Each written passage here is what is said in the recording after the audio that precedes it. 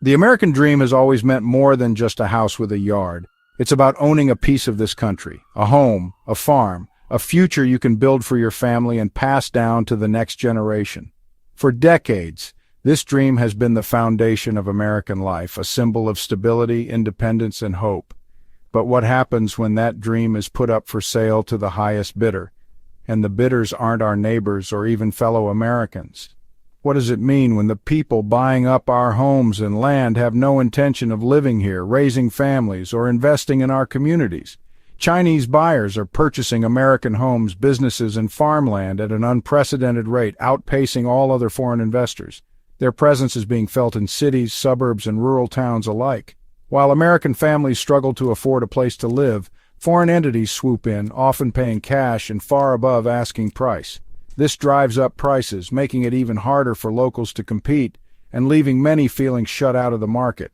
This isn't just a handful of isolated deals, it's a pattern, a deliberate strategy that's reshaping entire neighborhoods and communities across the country. From April 2024 to March 2025, Chinese buyers spent $13.7 billion on American residential real estate, an 83% jump from the year before. That's not just a statistic. It's a tidal wave of money changing the face of our towns and cities. They're now the largest group of foreign home buyers, acquiring properties not just anywhere but often near critical infrastructure, water supplies, and even military bases, locations that matter for more than just their real estate value. Is this simply a matter of investment, or is there something more calculated at play?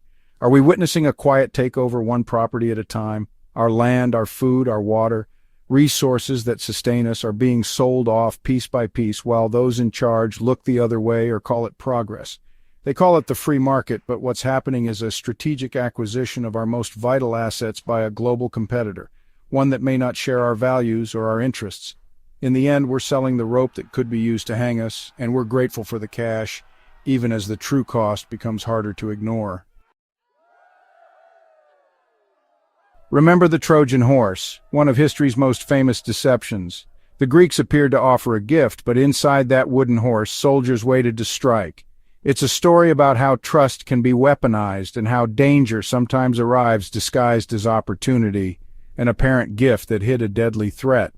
Today, the lesson of the Trojan horse is more relevant than ever, reminding us to look beyond the surface of what seems beneficial. In our modern world, a new Trojan horse arrives not as a wooden statue, but in the form of business investments, land purchases, and seemingly friendly deals that promise prosperity.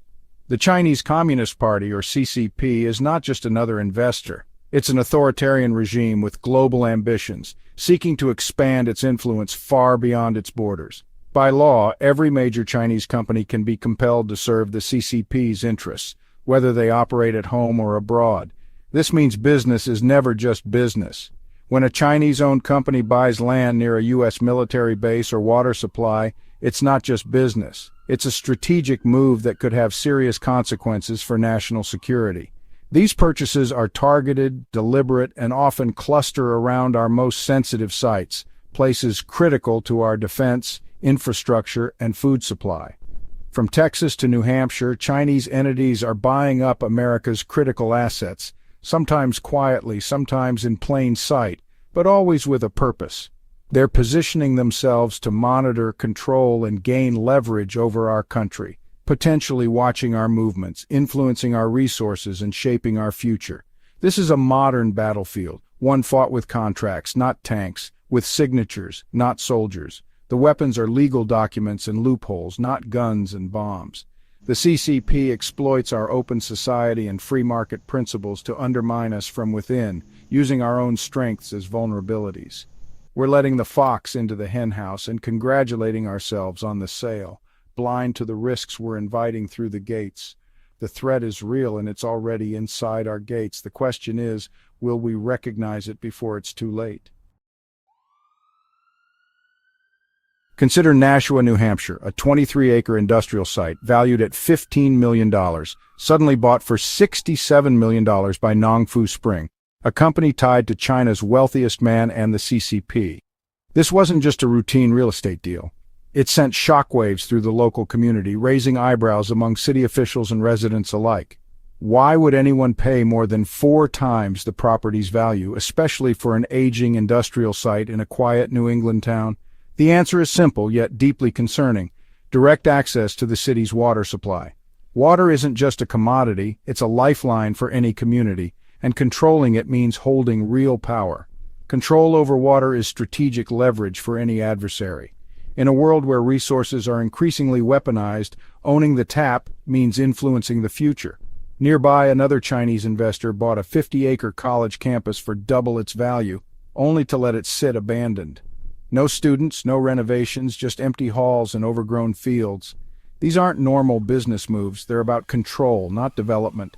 The properties remain idle, serving no clear economic purpose for the community.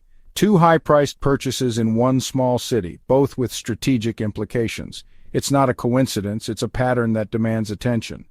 This is not free market capitalism, it's a calculated acquisition of critical resources. When foreign interests target infrastructure, it's about more than profit. Americans should be asking, why are our leaders allowing this? Why aren't there stronger safeguards to protect our most vital assets? Why are we letting a foreign power buy up our infrastructure even when they overpay by millions? The risks go far beyond the price tag. The answer isn't just about money, it's about power. Whoever owns the infrastructure owns the future of the community. These deals give foreign interests a foothold in our communities, quietly shifting influence away from local hands. The pattern is clear, and it's happening across the country. From small towns to major cities, the trend is accelerating. We can't afford to ignore it. The stakes are too high, and the consequences could shape our nation's future for generations to come. In Texas, a Chinese billionaire and former PLA officer bought over 100,000 acres next to Laughlin Air Force Base. His plan? Build a massive wind farm right beside one of America's busiest military training sites. These turbines could interfere with radar, enable surveillance, or disrupt operations. The project alarmed lawmakers and security officials who saw it for what it was: a national security threat disguised as green energy. Federal and state pressure forced a partial divestment, but the damage was done. This exposed just how vulnerable our military sites are to foreign encroachment. The CCP uses our own laws and political divisions to advance its agenda. This isn't an isolated case, it's part of a broader, coordinated effort. Unless we set clear rules to keep adversaries away from sensitive sites, we're leaving the gates wide open. The next attempt may not be so easy to stop. Tracking these threats is nearly impossible because the true buyers hide behind layers of shell companies and anonymous LLCs. A Delaware company owned by a Cayman Islands firm controlled by a Hong Kong group. Each step obscures the real owner. This isn't accidental, it's a tactic to evade scrutiny and bypass laws. Chinese entities use these structures to acquire strategic assets while hiding links to the CCP or military. Many purchases target dual-use properties, commercial on the surface but easily converted for military or intelligence use. This is financial camouflage, not ordinary investment. The clustering of purchases, willingness to overpay, and use of shell companies all point to a coordinated, state-directed campaign. It's a quiet form of warfare, one most leaders don't even recognize. No resource is more vital to a nation's independence than its ability to feed itself. Farmland isn't just a commodity, it's a strategic asset. China's purchase of Smithfield Foods handed them control of 85,000 acres of American farmland and a major part of our food supply. In Oregon, a Chinese billionaire acquired nearly 200,000 acres of timberland, one of the largest private forest deals ever. Control over farmland and resources gives foreign powers leverage over our economy and food security. Food security is national security. Our farmland is the foundation of our sovereignty, and it must be protected. Faced with this threat, you'd expect bold action from Washington. Instead, we get half measures and loopholes. The Biden and Trump administrations have talked about bans and restrictions, but efforts are slow, narrow, and full of gaps. State lawmakers are trying to fill the void, but a patchwork of laws isn't enough. Our adversaries simply shift focus to states with weaker rules. We need a federal shield to protect the entire country. Many leaders are compromised, beholden to donors, afraid of being called protectionist. They claim foreign investment creates jobs, but at what cost? We're being sold a lie while our security slips away. Washington is failing in its most basic duty to protect the nation. The time for excuses is over. To understand the CCP's ambitions, listen to those who escaped its grip. People like Lily Tang Williams, who survived Mao's China and now warns of Xi Jinping's soft power invasion. She and others know there's no real distinction between private Chinese companies and the state. Every entrepreneur and corporation can be called to serve the party's interests. When they see Chinese companies buying land near military bases, they see outposts for the CCP. These are the canaries in the coal mine, warning us before it's too late. They know infiltration starts with economic influence, then political, then the erosion of freedom. We must listen to their voices. Their warnings aren't about the past. They're about a future we may be sleepwalking into. Ignore them, and we do so at our peril.